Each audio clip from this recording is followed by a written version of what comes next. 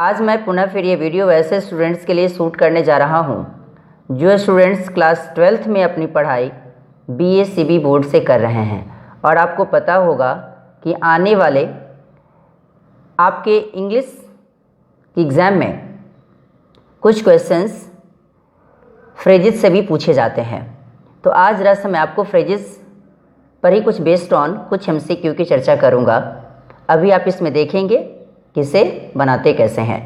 कहता है क्या कि choose the correct meaning of the phrases given below. कहता है क्या है कि इसमें अलग अलग प्रकार के फ्रेजेस दिए गए हैं और ये इसका जो सही मीनिंग क्या होगा उसे आपको बताने हैं और शुरू में जो खाली जगह दिया उसे आपको भरने हैं। अब यहाँ कहता है कि it is not dash to go. कहता है क्या कि इसमें कौन सा डालेंगे आप, सच अ लॉन्ग वे या अ सच वे लॉन्ग या अ लॉन्ग वे सच या अ वे लॉन्ग सच। तो पहले जरा सा बात करूं कि अब यहाँ जो फ्रेज़ है, फ्रेजल वर्ब जो होता है वो अलग होता है, लेकिन यहाँ जो मैं फ्रेज़ की बात करूं तो phrase is a group of words that doesn't make complete sense as doesn't contain a subject और अ वर्ब। अभी आपको पता होगा कि इसमें जो देखेंगे आप तो ये फ्रेज़ जो होता है वो वर्ड्स का एक समूह होता है जिसके पास अगर देखा जाए तो न उसके पास अपना कोई सब्जेक्ट होता है और न उसके पास अपना कोई वर्ब होता है और न वो एक कंप्लीट सेंस भी नहीं बना सकता। उसी को हम कहते हैं फ्रेज़। लेकिन जब मैं फ्रेजल वर्ब की बात करूं तो इसमें वर्ब का होना कंपलसरी होता है। अब जैसे कि आगे चल के हम देखेंगे तो पता चलेगा, बहुत सारे ऐसे वर्ड्स पे आपको दिखाई पड़ेंगे वहाँ। तो it is not such a long way to go, इसमें आप इसको सही माने, यहाँ पे ए ऑप्शन को आप सही दें, it is not such a long way to go. अब कहता है क्या कि यहाँ बैड ब्लड। अब यहाँ बैड ब्लड का मतलब क्या होता है पता है? ये बैड ब्लड का मतलब होता है आपसी दुश्मनी या मनमुटाव या बैर भाव, उसी को कहते हैं बैड ब्लड।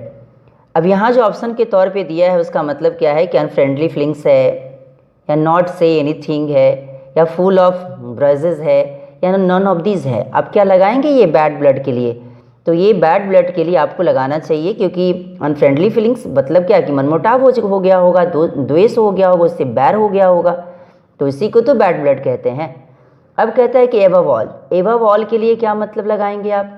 ये एबव ऑल का मतलब होता है खास, जो सबसे पहले किए जाने वाले जो वर्क होते हैं या कोई ऐसे काम होते हैं उसी को एबव ऑल कहते हैं।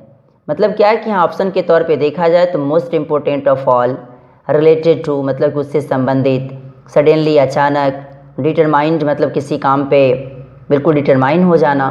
तो अभी आपको पता होना चाहिए कि एबव ऑल का मतलब क्या, सबसे पहले जो खास करके होता है, तो मतलब क्या कि मोस्ट इम्पोर्टेंट ऑफ ऑल, यही इसका मतलब होगा। Cut short. अब यहाँ कट शॉर्ट का मतलब क्या होता है? कट शॉर्ट का मतलब होता है रोक लगाना। कट शॉर्ट का क्या मतलब होता है? कट शॉर्ट का मतलब होता है रोक लगाना। तो यहाँ दिया स्टॉप। स्टॉप का मतलब भी होता है रुकना या रोक लगाना, या वेरी क्लियर एंड डेफिनिट, जो बिल्कुल क्लियर है एंड निश्चित है। डिस्कवर मतलब खोज करना। तो इस रूप में नन ऑफ दिस, ऐसा तो कुछ है नहीं। तो कट शॉर्ट के लिए हम कौन सा मीनिंग लगाएंगे? तो कट शॉर्ट का मतलब होता है रोक लगाना, मतलब क्या है कि स्टॉप। तो यहाँ स्टॉप लगा दीजिए। क्लियर? अब मैं बार बार कहता हूँ कि इसके लिए आपको याद करना पड़ेगा। जितने मीनिंग आपको याद होंगे ना उतनी ही आप आसानी से इस प्रकार के क्वेश्चन को आप बना सकते हैं। अब इसे देखा है कि अ डार्क हॉर्स। अ डार्क हॉर्स का क्या मतलब होता है? तो अ डार्क हॉर्स के मीनिंग के तौर पे देखा जाए तो यहाँ दिया पोटेंशियली स्ट्रॉन्ग है या बिकम क्लियर है या एवोलिश है या अनबिलीवेबल स्टोरी है। तो आपको पता होना चाहिए कि यहाँ जो पोटेंशियली का क्या मतलब, जो कि सशक्त रूप से होता है। और जहाँ तक कि देखा जाए बिकम क्लियर, जो बिल्कुल क्लियर होना। एवोलिश मतलब पूर्ण रूपेण हटा देना या उसका उन्मूलन कर देना। अनबिलीवेबल स्टोरी, एक ऐसी स्टोरी जिस पर विश्वास ना किया जा सके, तो उसी को। लेकिन आपको पता होना चाहिए कि डार्क हॉर्स का मतलब होता है पोटेंशियली स्ट्रांग, नहीं। अभी आप पोटेंशियल कि सशक्त रूप से जो स्ट्रांग होता है उसी को डार्क हॉर्स के नाम से जानते हैं। क्लियर? अब कहते हैं क्या कि टू डू अवे विथ। इसका क्या मतलब? टू डू अवे विथ का मतलब के तौर पे जब अगर देखा जाए तो इसका मतलब होता है डिसअपियर होता है या एवोलिश होता है या फिर लीव होता है या नॉन ऑफ दीज होता है। टू डू अवे विथ का मतलब हुआ कि एबॉलिश पूर्ण रूपेण क्या हो जाना, तो पूर्ण रूपेण उसे हटा देना या उठा देना या उसका उन्मूलन कर देना। नहीं तो इसका क्या मतलब कि हाँ एबॉलिश है, तो यहाँ एबॉलिश वर्ड का मतलब लगा यहाँ। अब कहता है क्या कि कॉक एंड बुल स्टोरी। अब यहाँ कॉक एंड बुल स्टोरी का मतलब क्या है कि बेसिर पैर की कहानी, मतलब क्या कि एक ऐसी स्टोरी जिस पर विश्वास न किया जा सके। जिसका मतलब कीप सीक्रेट, मतलब क्या है कि सीक्रेट को बचा के रखना। वेरी क्लियर, पूर्ण रूपेण क्लियर कर देना। अनबिलीवेबल स्टोरी, एक ऐसी स्टोरी जिस पर विश्वास ना किया जा सके। हाँ बेसिर पैर की कहानी का क्या मतलब, वही तो मतलब होगा। नॉन ऑफ दिस का इसका तो मतलब कुछ होगा नहीं। तो इसलिए ये कॉक एंड बुल स्टोरी का मतलब होता है अनबिलीवेबल स्टोरी। क्लियर। अब मैं जरा बात करता हूँ 8 नंबर की। चलिए 8 नंबर क्वेश्चन पे चलूँ, थोड़ा सा देखता हूँ, पेज को थोड़ा खिसकाता हूँ। चलिए अभी आप यहाँ देखेंगे 8 नंबर पे कहता है क्या कि डाउन द ड्रेन, या डॉन है। डॉन का मतलब आपको पता होगा, जो बच्चे थोड़ी सी स्टडी किए होंगे तो उनको पता होगा कि डॉन का मतलब ऐसा समय होता है जब जिस समय सूर्योदय का उगने का जो समय होता है उसी को हम डॉन के नाम से जानते हैं। नहीं तो यहाँ डाउन द ड्रेन है। ये डाउन द ड्रेन का क्या मतलब, ये डाउन द ड्रेन का मतलब होता है कंप्लीटली वेस्टेड। तो इसको कंप्लीटली वेस्टेड के रूप में ही इसको आप लगाएं। फिर पहले में ऑप्शन मिल गया। फॉर गुड, फॉर गुड का क्या मतलब पता है?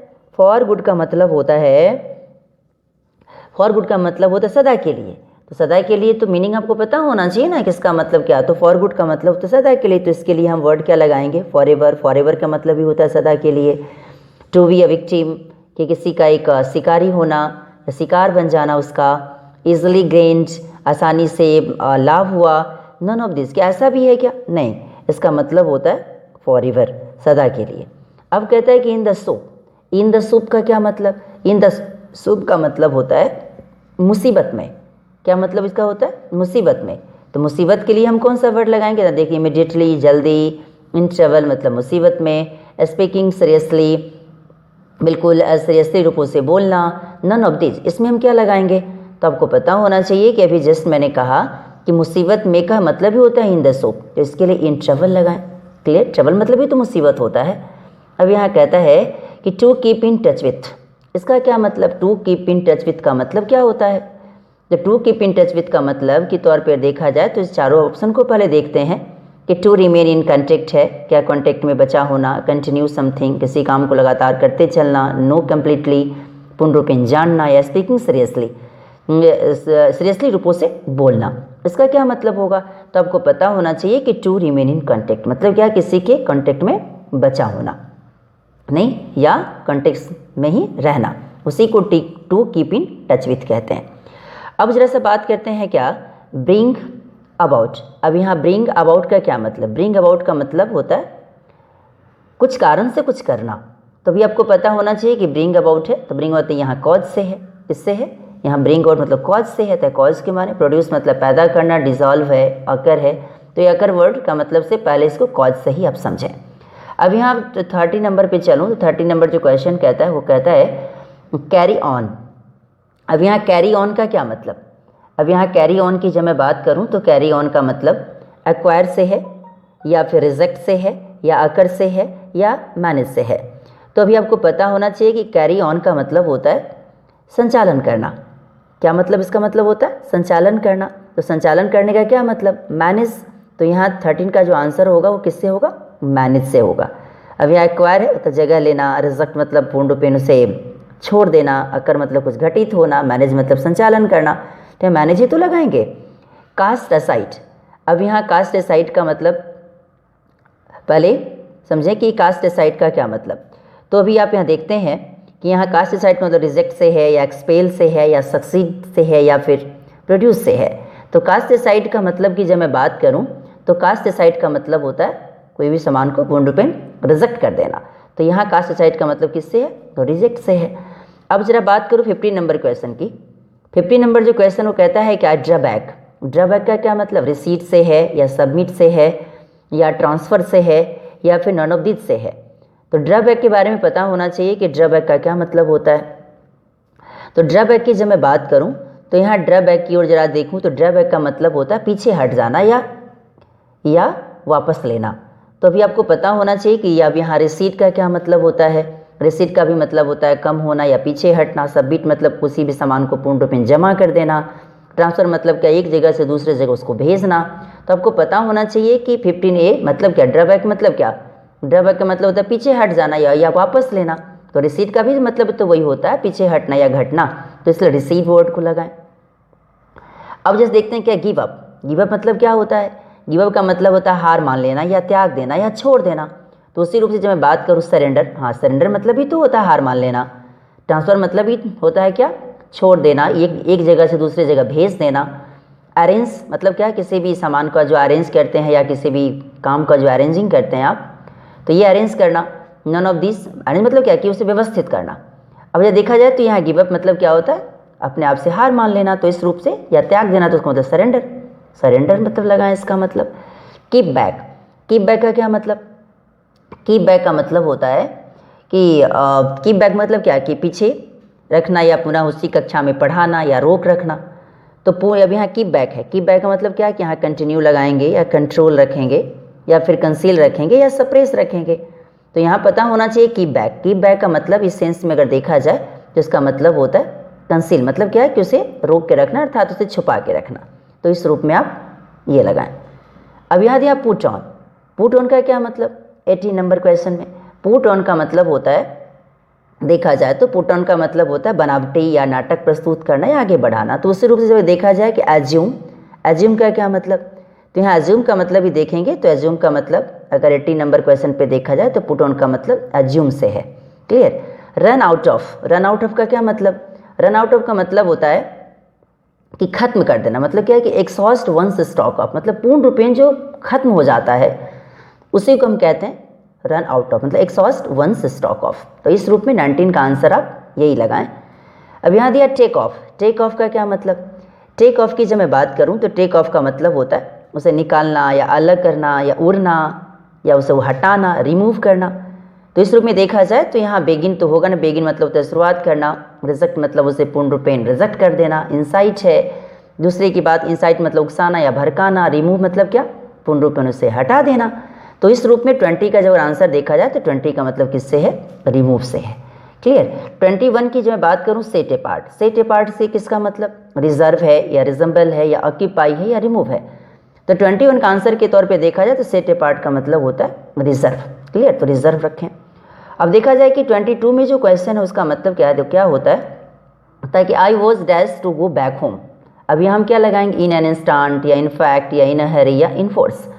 तो इस रूप में क्या होगा कि मैं बहुत इन हरी, इन अ हरी का मतलब होता है शीघ्र या उत्सुकता से या खुशी खुशी, मैं खुशी खुशी मैं अब अपने घर को गो बैक जाने ही वाला था। तो इस रूप में अभी आप लगाएं क्या कि यहाँ इन अ हरी, 22 का जो आंसर होगा वो सी से है। क्लियर, तो इस रूप में इसको लगाएं। तो अभी आपने देखा क्या कि लगभग 22 क्वेश्चंस मैंने अभी आपको फ्रेज पर बेस्ड ऑन बताया। और ये वीडियो आपको कैसा लगा इसके बारे में लाइक, सब्सक्राइब एंड कमेंट करना न भूलें और इसे शेयर भी करें ताकि ज़्यादा से ज़्यादा बच्चा इसे देखकर कुछ सीख सके। Thanks a lot.